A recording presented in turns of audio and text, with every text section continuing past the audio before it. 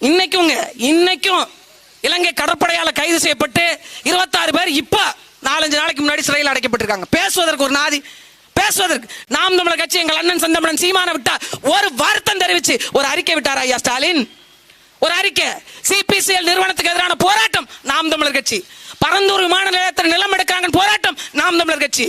நெய்வேலி நிலம் எடுக்கிறாங்க போராட்டம் நாம் தமிழர் கட்சி. கடைகளை அகற்றாங்க போராட்டம் நாம் தமிழர் கட்சி. கடற்கரை அபகரிக்கிறாங்க போராட்டம் நாம் தமிழர் கட்சி.